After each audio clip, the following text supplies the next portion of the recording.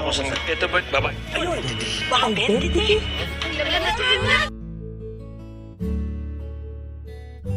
Aking tala sa gabing madilim, ikaw ang bawat sana sa lahat ng hiling.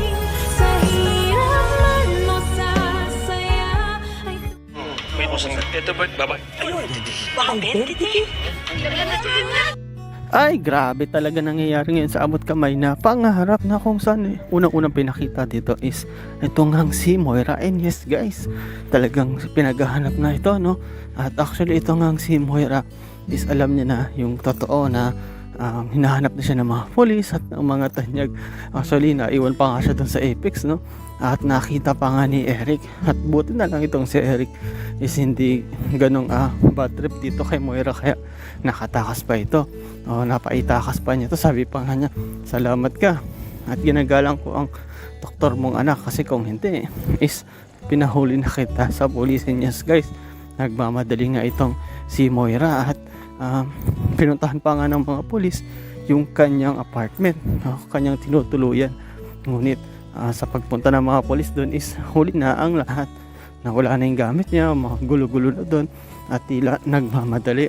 At ang tanong nga dyan guys is, saan kaya pumunta ito, na kung saan dapat galingan niya magtago? Kasi nga kung makikita siya ng kahit na sino, lalo na ng mga pulis, at mahuli siya, ay siguradong kulong ito. And yes guys, mahirap yung kaso niya, kasi once na makulong ito is wala nang labasan, kasi walang bail yung kaso niya dahil kidnapping yon, isang mataas na uri ng kaso.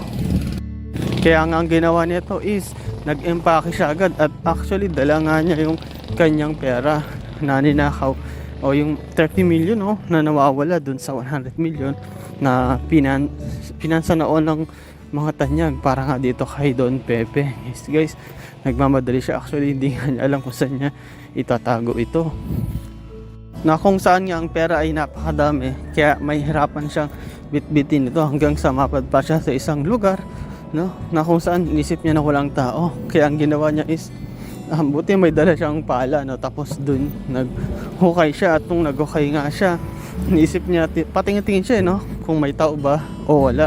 Pero napansin niya walang tao, is binaon niya dun yung pera niya. Yes guys, talaga naghukay itong si Moira, tinago yung pera na nagbabaka sakali nga na pwede pa niya itong balikan, kasi nga milyones din yun, no.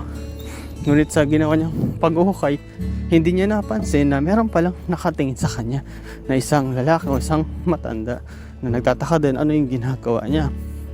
At nung pag-alis na tong si Moira is nagmamadali din siya, isakto naman din is pumunta doon yung lalaki. Actually medyo kinakabahan nga siya, kasi inisip niya baka patay yun o kung ano man, bomba or what. Pero yun nga guys, ang ginawa nga din niya guys is hinukay niya yung hukay na hinukay ni Moira. At nagulat siya sa nakita niya is guys, isang bag tapos punong-puno ng pera. At sa takot niya at pagkaba is ang ginawa niya is kinuha niya yun at pumunta siya sa isang police station. At sa pagpunta niya sa police station is prenesan niya doon ng pera, at nagulat yung mga pulis na napakadami ng pera. Nagulat nga yung mga pulis dahil doon sa pera, at tinatanong nila yung matanda kung saan yun galing. At sinabi nga ng matanda na nakita niya isang babae na tinago yung pera. Then tinanong nila, inaalala mo ba kung sino yung babae? O kilala mo ba? Sinabi ng matanda na hindi.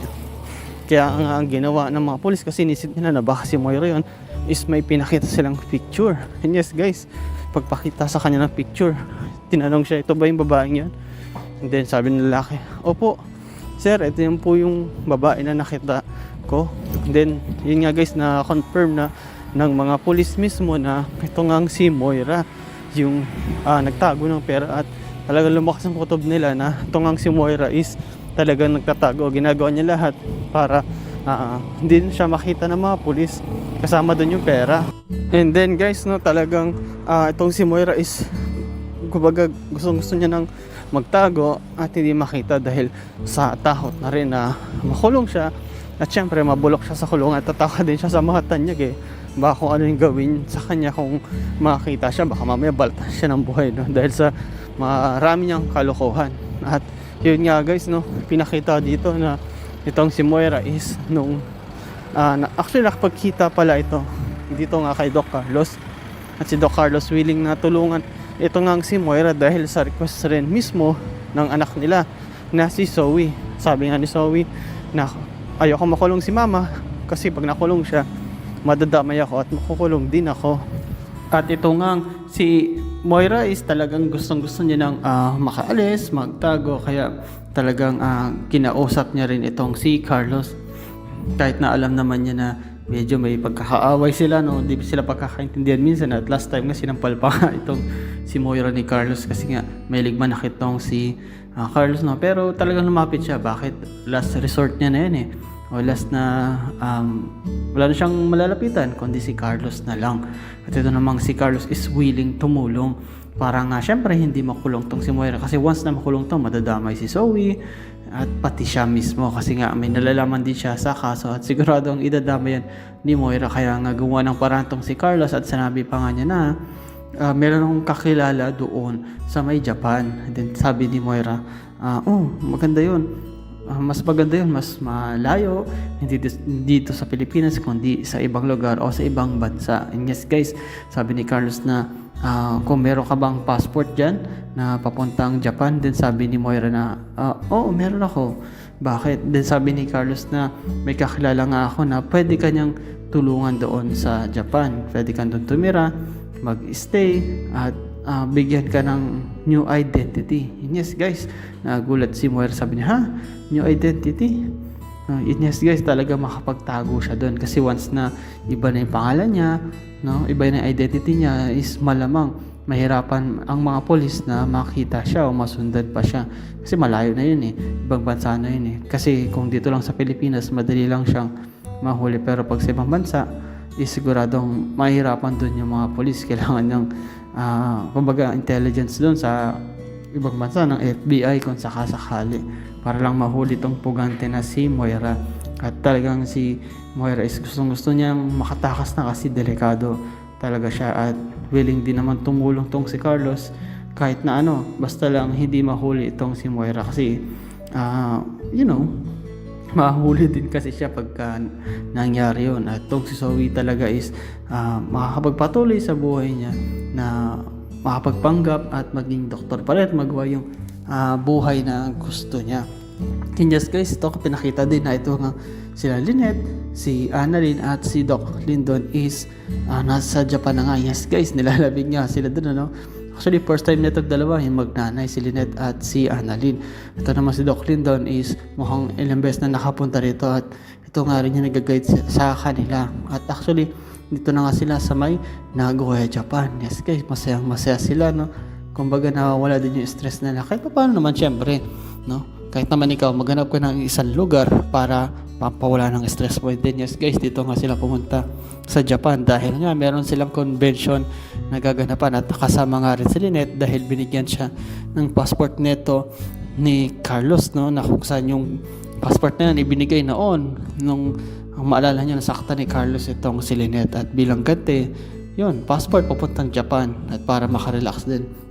At pakikita pa talaga yung dalawa, lalo na yung magnanay is masaya sila, may bonding time sila. Sabi nga ni Lynette, first time nila dito sa Japan at first time din nila na magsama sila na magnanay na masaya. Ayun din niya yung pangarap ni Annalyn dito, no, na makasama yung nanay niya, mag-enjoy sila. At masaya din si Doc Lyndon kasi nakita niya masaya yung dalawa, wala na tong si Annalyn. At wala pa naman yung training nila, convention nila, pero nililibot po na nila yung Japan at nagpapakasaya sila.